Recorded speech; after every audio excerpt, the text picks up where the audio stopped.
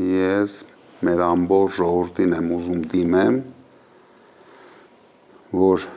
նույնիսկ եթե չեն ցանկանում մեզ ընտրել, մասնակցել մեր հանրահավաքին,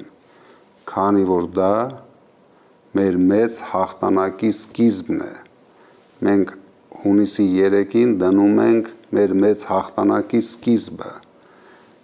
եւ դրանով ամբողջ աշխարհին ցույց ենք տալու մեր ժողովրդի համախմբումը, մեր ժողովրդի միավորումը, մեր ժողովրդի մեծ ցանկությունները կանգնեցնել Ադրբեջանի Ալիևի եւ իր մարզպետի պլանները,